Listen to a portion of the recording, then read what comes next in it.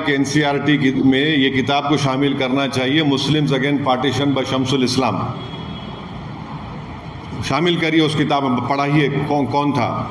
और ये बार बार जो झूठ बोला जाता है ना पार्टीशन के बारे में, अरे भाई उस वक्त कितने मुसलमानों को वोट डालने का इख्तियार था? 2 या 3% को भी नहीं था जो इनकम टैक्स दे सकता था, जिसके पास ज़मीन थी या कोई कंडीशंस थे। मोर देन 90% करीब मुसलमान तो वोट ही नहीं डाल सकते। ये तो पूरे एलिटिस्ट राजा रजवाड़े बोलिए या ज़मींदार बोलिए, उन लोगों को इख्तियार था। शम्सुल इस्लाम किताब को शामिल करिए आप, मुस्लिम अगेंस्ट पार्टीशन बताइए। और पार्टीशन से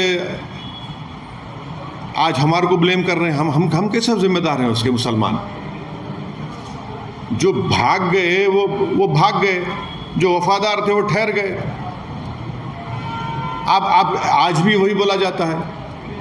मौलाना अबुल कलाम आज़ाद की किताब पढ़िए, इंडिया विंस फ्रीडम। उसमें मौलाना आज़ाद रो रहे थे सबके पास जाकर, उस वक्त के नेशनल लीडर्स के पास, कि भाई आप अग्री मत करिए। वो किताब को भी शामिल करिए, पढ़ाइए बच्चों को।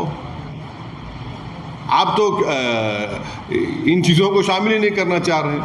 क्या आपकी नज़र में सर लॉर्ड माउंटबेटन और मोहम्मद अली जिन्ना और द देन कांग्रेस, अरे भाई साहब, मैंने आपके सामने अभी कहा कि श्यामा प्रसाद मुखर्जी 1941 में मिनिस्टर बने बंगाल कैबिनेट में फजलुल हक के साथ। फजलुल हक वो आदमी था जो लाहौर के मुस्लिम लीग के सेशन में पाकिस्तान का रेजोल्यूशन मूव किया था। ये क्यों नहीं पढ़ाते आप? ये पढ़ाइए ना कि श्यामा प्रसाद मुखर्जी कैबिनेट में मेंबर थे, आप पढ़ाइए। आप ये नहीं पढ़ाएंगे, यही पढ़ाइए ना आप। ये तो हिस्ट्री है, इसको क्यों आप जो छुपाना चाह रहे हैं? आप सिलेक्टिव चीज़ों को पढ़ाएंगे। माने आपके जो आइडियोलॉजिकल हेड हैं उनको आप ऐसा बना देते कि जैसा वो बिल्कुल दूध के धुले हुए हैं। नहीं है, सच्चाई बोल रहा हूँ मैं आपको।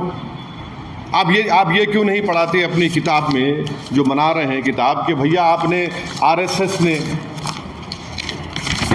हिस्सा लिया था रूरल एक्ट के एजुकेशन के खिलाफ?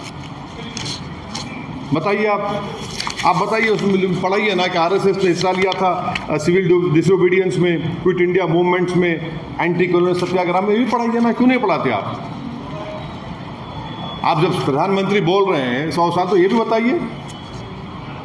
आप जब प्रधानमंत्री को भी आप एनसीईआरटी के सिलेबस में भी पढ़ाइए कि एक किताब है, किसकी किताब?